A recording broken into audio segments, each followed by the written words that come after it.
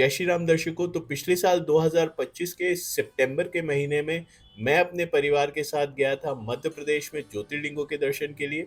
ज्योतिर्लिंगों के दर्शन के साथ साथ हमने किया था मैहर माता के मंदिर के दर्शन, जो कि एक शक्तिपीठ है। और हम चित्रकूट भी गए थे और वहाँ पे जितने मंदिर हैं हमने वहाँ पे उनके दर्शन किए। तो ये हमारा पहला वीडियो है जहाँ हम आपको अपने मैहर माता के दर्शन की यात्रा के अनुभव के बारे में दिखाएंगे और बताएंगे भी।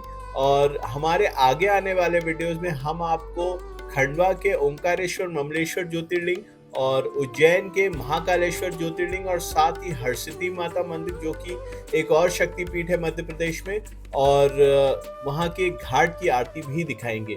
जुड़े रहिए हमारे साथ और चलिए शुरू करते हैं हम अपना पहला वीडियो। हमने अपनी यात्रा शुरू की कैलकाटा से।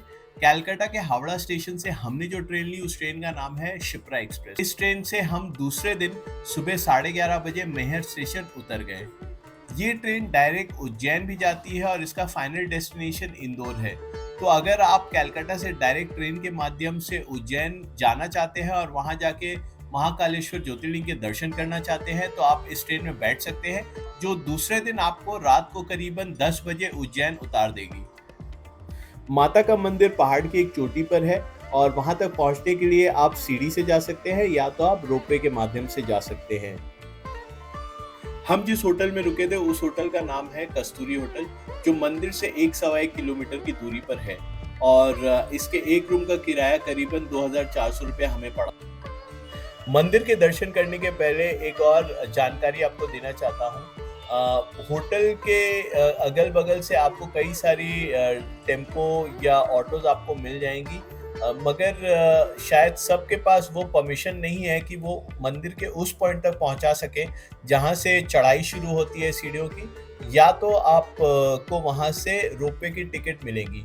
तो इसके लिए आप या तो होटल वाले से बुक कर सकते हैं एक ऑटो, जिनके पास परमिशन रहता है कि आपको वो उस पॉइंट तक पहुंचा सके।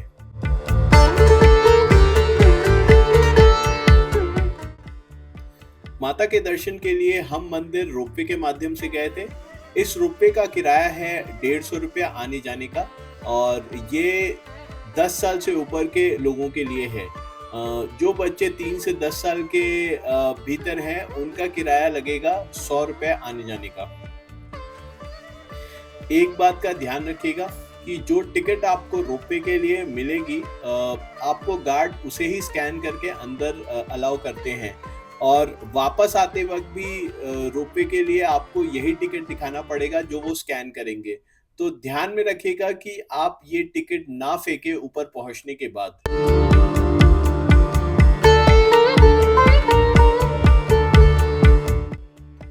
अगर गलती से आप ये टिकट फेंक देते हैं या फाड़ देते हैं तो घबराइए मत, ऊपर भी टिकट काउंटर्स है, बट आपको फिर से 100 रुपये देने पड़ेंगे ऊपर से नीचे आने के लिए।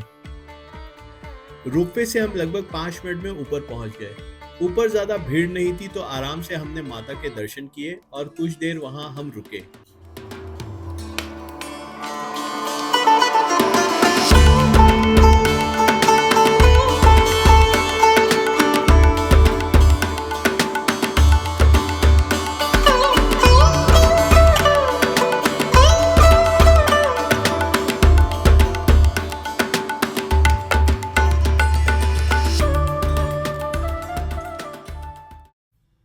नीचे उतर के जिस ऑटो में बैठ के हम अपने होटल आ रहे थे, उस ऑटो वाले ने हमें थोड़ी दूर पर एक और मंदिर के बारे में बताया। इस मंदिर का नाम है इच्छापूर्ति मंदिर, और ये मंदिर एक प्राइवेट सीमेंट कंपनी के कंपाउंड में है। ये मंदिर जब तक हम पहुंचे अंधेरा हो चुका था, और विश्वास कीजिए ये मंदिर देखने लायक है, स्पेशली इसकी लाइटिंग्स अंधेरा होने के बाद। तो अगर आप मैहर जाएं तो ये मंदिर आप जरूर जाएं।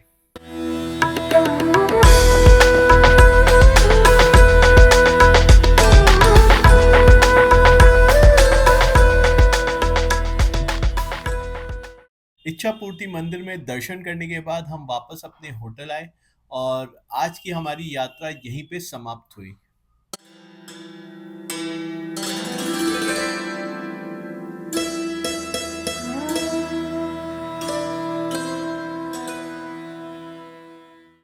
अगली सुबह होटल के सामने बड़े अखाड़ा मंदिर में एक बहुत बड़े शिवलिंग के दर्शन करने के बाद हम निकल पड़े अपने ओंकारेश्वर और ममलेश्वर ज्योतिर्लिंग के दर्शन के लिए, जिसकी जानकारी हम आपको अपने अगले वीडियो में देंगे। तो बने रहिए हमारे साथ।